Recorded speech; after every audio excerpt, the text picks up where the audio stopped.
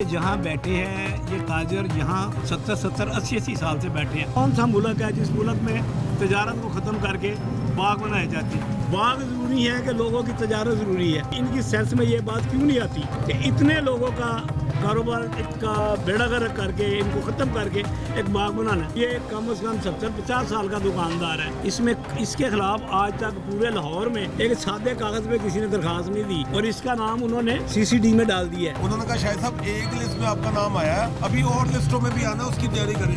आपका कब्जा गैर कानूनी है और आप गैर कानूनी कब्जा ग्रुप हैं।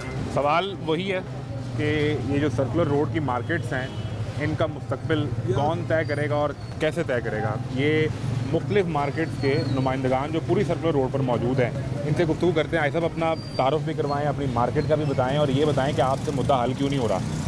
बिस्मिल्लाहिर्रहमानिर्रहीम। मेरा नाम राना मुजाहिद इस्लाम है। मरकज़ी शाह आलम मार्केट बोर्ड का मैं एक्टिव प्रेसिडेंट हूँ, जिसमें 32 मार्केटों का एक यूनिट है। ठीक है, ये हमारी 32 मार्केटों को आप हेड करते हैं? जी 32 मार्केटों का। उसमें बड़ी इंपॉर्टेंट मार्केट है जिसमें हम खड़े हैं, मदीना इलेक्ट्रिक मार्केट।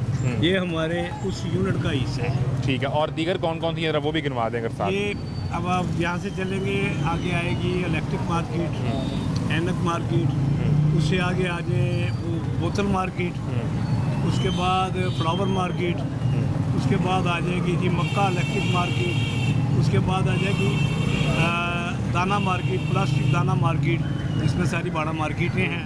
उसके बाद टॉयज़ मार्केट, इत्तेफाक मार्केट, जी शू मार्केट। अच्छा, इन सब को आप हेड कर रहे हैं? Readymade garments market. ठीक है, और ये आलमगीर मार्केट, आलमगीर मार्केट है जी।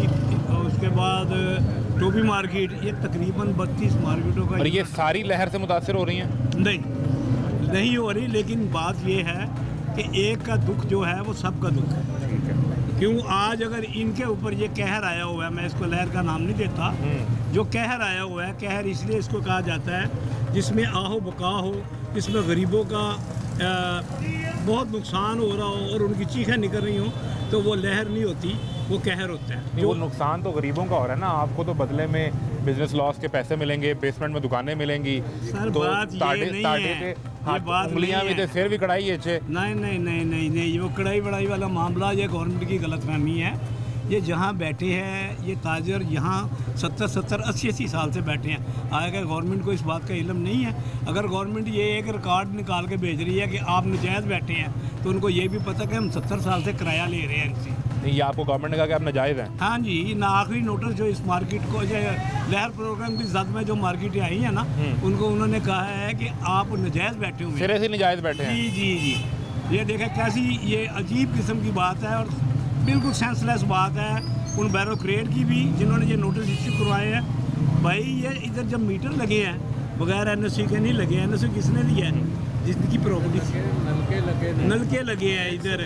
उसके बाद ये टैक्स देते हैं हर किस्म का, और इसके बाद ये इंपोर्ट करते हैं। इंपोर्ट में ये 35 किस्म का टैक्स देते हैं ये गवर्नमेंट के। ये जो लेकिन ये सारे नाजायज़ बैठे हुए हैं। फिर वो कहे जो नजायज़ बैठे हुए हैं। जो नाजायज़ बैठता है वो तो कब्जा करता है। हाँ जी। कब्जे वाला जो है उसके नाम पे तो मीटर इशू नहीं होता। तो फिर जो कब्जा कर ले उससे किस चीज़ का किराया? आपको मेरी छोटी सी बात की इतनी समझ आ गई है। हाँ, ये तो किसी आम आदमी को आ जाएगी। तो उनको क्यों नहीं आती? मुझे ये बताएं, ये गवर्नमेंट जो ये कर रही है, मुझे ये बताएं कौन सा मुल्क है जिस मुल्क में तजारत को ख़त्म करके बाग बनाए जाते हैं? बाग ज़रूरी है कि लोगों की तजारत ज़रूरी है। ये लोग 70-80 साल से बैठे हैं। वो कहते हैं 70 साल में बहुत पैसे कमा लिए हैं आपने, अब बंद करें, घर जाएं। तो गवर्नमेंट ने भी बड़े पैसे कमा लिए हैं, गवर्नमेंट भी बंद करे और आवाम को छोड़ देगा भाई अपना कानून आप अपना संभालो। ये बात नहीं है। बेसमेंट में जाने पे इतराज़ है ना आप लोग? बेसमेंट में क्यों जाएं?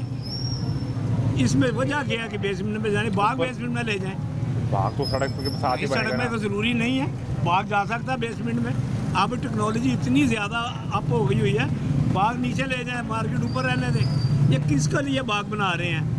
के लिए, बदकमाश लोगों के लिए। टूरिस्ट आएगा बाहर से। अब आपने बात की है ना, पूरी दुनिया से। ये बताएं यहाँ पर पाकिस्तान शाहजहां के दौर का बाग देखने आएंगे। देखें जरा, फिर शाहजहां को भी वापस लाएं, औरंगजेब को भी वापस लाएं।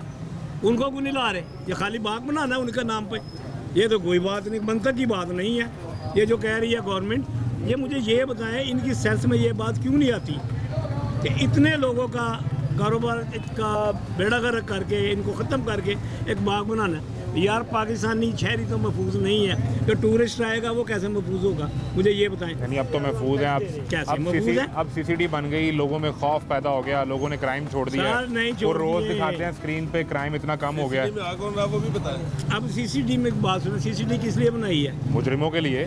सुने, हमारा एक ये दुकानदार है, मदीना मार्केट से तल्लक है, और ये कम से कम 70-50 साल का दुकानदार है। इसमें इसके खिलाफ आज तक पूरे लाहौर में एक सादे कागज़ पे किसी ने दरख्वास्त नहीं दी, और इसका नाम उन्होंने सीसीडी में डाल दिया है। इनका जी, शाहिद असलम साहब का। क्यों? एक्शन कमेटी जो बनी हुई है, जो इनका दफा कर रही ये है। बोलते बहुत ज़्यादा है ना, हाँ? ये बोलते बहुत ज़्यादा है। सर, बोलना जुर्म नहीं है। बोलना अगर जुर्म है तो हम इनको मना कर देते हैं। खाली बोलते नहीं, सच बोलते हैं। आप तो सच बोलते हैं। नहीं, वाकई आपका नाम सीसीडी में डाल दिया जी, गया। हमारे पास ऑन द रिकॉर्ड है। लिस्ट मौजूद है जिसमें सीसीडी में नाम शामिल है, लेकिन यहाँ पे इस मुल्क में सच बोलना भी एक जुर्म है। नहीं, ये डराने के लिए, धमकी के लिए किसी ने बात उड़ा दी हो, आप तक पहुंच गई हो, या आपने वो लिस्ट देखी और आपको पता है कि आपका नहीं नाम जी, है? मेरी उस ब्यूरोक्रेसी से खुद डायरेक्ट बात हुई है, MOR काशिफ जलील से बात हुई है, और मैंने उनसे इतराज़ किया बाकायदा मीटिंग में। मैं कह जी मेरा नाम सीसीडी की लिस्ट में आ गया, ये क्या तरीका है, ये क्यों कर रहे हैं? उन्होंने कहा शायद साहब एक लिस्ट में आपका नाम आया है, अभी और लिस्टों में भी आना है, उसकी तैयारी करें आप। नहीं, ये आप ऑन रिकॉर्ड बात कह रहे हैं। सर, मैं ये इल्ज़ाम है MOR के ये ऊपर। 20 बंदों में बैठ के उन्होंने बात की है, मेरे अकेले से नहीं की, यानी इसके गवाह भी मौजूद हैं। गवाह भी मौजूद है। मेरे लिए तो पहले ये समझना, ये सारी बात तो है जो है, एक बंदा जो सारा दिन यहाँ बैठा होता है इस दुकान पे, या तो ना वो छुपता है कहीं पे, वो कब्जा माफिया है, वो मनशियात फरोश है, वो चोर है, डाकू है, वो लोगों की माँ बहनों को जाते हुए छेड़ता है, तो फिर वो दुकान पे नहीं बैठता जुर्म करके, तो उसका नाम सीसीडी में और 20 लोग इसके गवाह हैं। वजन प्रेशर डालने के लिए ये प्रेशर डाले जा रहे हैं कि आप हक सच की बात क्यों कर रहे हैं। आप मुझे एक बात बताएं आजम भाई, कि 80 साल किराया देने के बाद बैंकों की रसीदें हमारे पास मौजूद हैं। 25 साल से मैं टैक्स पेयर हूँ इस शॉप पे, 25 साल का मैं टैक्स दे रहा हूँ, और ये 25 साल की टैक्सों की रसीदों के बावजूद, 80 साल की किराएदारी की रसीदों के बावजूद हम कब्जा ग्रुप हैं। ये उसने लिख के दिया है हमें। ये रिटर्न मौजूद है आपके पास? ये रिटर्न मौजूद वो है। कागज अगर आप अपना मंगवाएं जी तो मैं मंगवा लेता हूँ, मैं उसकी तस्वीर दूंगा हाँ, आपको। वो हम साथ ऐड चलाएं। कर दीजिएगा। वो साथ चलाएं कि आपको उन्होंने लिख के कहा- दिया गया है कि आप कब्जा ग्रुप है। उन्होंने पहले कहा कि आप इंतहाई कम किराया अदा करके कारपोरेशन की कीमती जमीन पे काबज है, ये लिख के दिया। उसके बाद उन्होंने कहा चूंकि आपका कब्जा गैर कानूनी है और आप गैर कानूनी कब्जा ग्रुप हैं, ये लिख के दिया। ये तो जो हर माह वो किराया वसूल करते हैं, तब नहीं अंदाजा होता कि ये का इस महीने भी बैंकों में किराया जमा हुआ। कंप्यूटराइज रसीद है, बैंक में किराया, बैंक ऑफ पंजाब में किराया जमा हो रहा है, और हम गैर कानूनी कब्जा ग्रुप